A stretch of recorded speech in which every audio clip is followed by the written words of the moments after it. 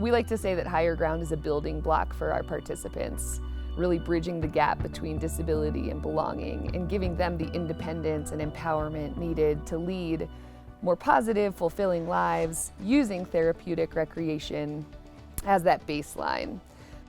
Because she sees that she can succeed and that she finds success and friendship and belonging, she knows that translates into other areas of her life and nothing will hold her back. And it's because she's had the experience of succeeding with Higher Ground. We are a nationwide organization based here in Sun Valley, Idaho, but we have chapters in Los Angeles and New York. We started as a small nonprofit, really focused on the skiing portion of what we do. So that was the first sport that we ever used to live out our mission at Higher Ground. And that translated into so many different sports and populations that we could serve. Over the 20-year span, we've created a lot of different programs at Higher Ground that serve different populations. So we have Paralympic programming, we have competitive programming for people with intellectual disabilities, summer camps where we introduce all kinds of skills. We have some programs that are just about leisure education, getting people out and having fun. Other programs are just about socialization.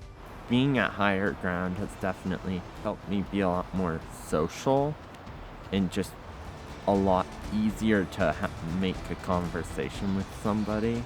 I enjoy seeing participants grow. When I first started with Higher Ground, I used to run all of our summer camps that were 8 through 12-year-olds.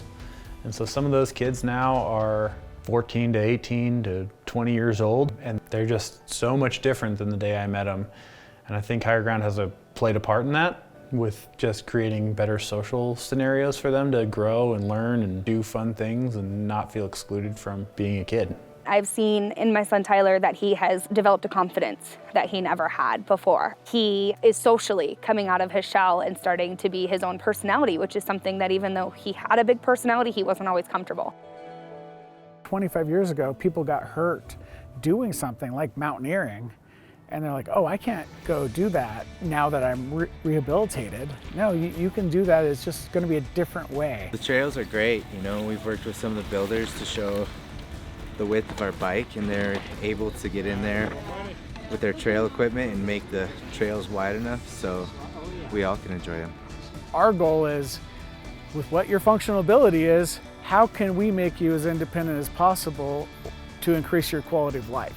See where your chin is, kind of like right up over the stem. It's like that's where you want to be.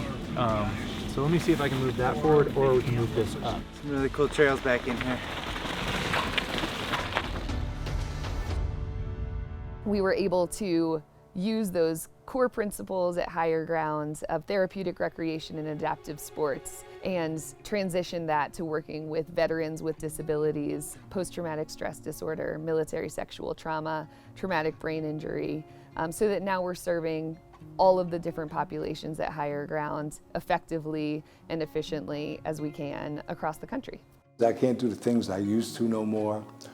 Dealing with my PTSD, you got your good days and you got your bad days. One of my areas that's damaged causes seizures. I have visual disturbances constantly. Post-injury, it's been a struggle. Finding a reason to continue on, finding my purpose. I was trying to protect myself from all forms of pain, so I wouldn't do much. I isolated. I was told that I was this monster, and I felt like a monster. For a lot of the men and women that we serve, they've lost this sense of trust with a civilian. Like, they might not be able to relate to what I've gone through. So I think that's why it's so important that we utilize staff who have been in the military. We have volunteers that have been in the military, so they can feel comfortable bonding and opening up with these different people that, understand what they're going through. Being with these other guys, being with other veterans, getting up, doing exercise, going on little missions, even though they're recreational, and sitting down afterwards and talking about our experiences and feeling that support and that brotherhood and that camaraderie and that caring that we had as soldiers, and that's touches my heart. What I see most commonly is that they're looking for connection, whether that be a veteran looking for that camaraderie that they might have lost since separating from the military. It could be those supporters, the spouses, those that they bring along with the program, looking to bond with another individual that might be dealing with the same issues that they're going through at home.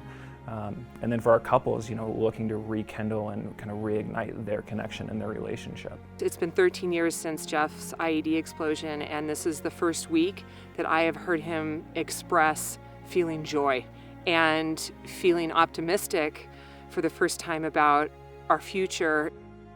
So I think one of the most impactful things is seeing the transformation from day one, kind of the stiffness that's in the room where no one really quite knows what to expect, until day 7 when it's tears and it's hugs goodbye, and that there's truly been something special formed. There's a bond that's created between not only the veterans but the supporters that they brought along, and it truly is this family. There's just an unspoken camaraderie amongst veterans. And I tell you, I am now going home with 13 new sisters.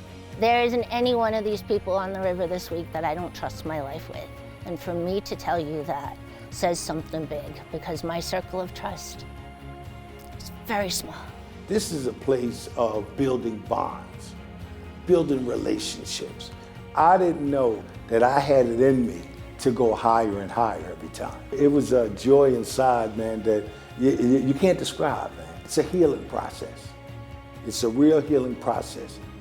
It's important for the participants to understand that while our program is a week long, that we're here for the long haul, that the momentum of change that we started throughout the week doesn't end at day 7 of our program. This is going to continue on for years to come. So our follow-up is key in that we get to check back up on them and continue to offer them resources so that they can accomplish the things that they want to accomplish and continue this change that has been started on our programs. From coast to coast, or right here in our backyard, we're seeing the evidence of recreation as a catalyst for therapy and as a catalyst for a better life on a daily basis for all of our participants.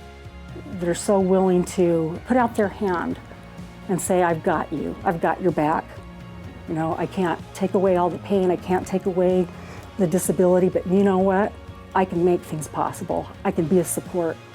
When you get down, you think life is really difficult because you can't walk. Everybody runs ahead. You go to higher ground and you step into a world where none of that matters.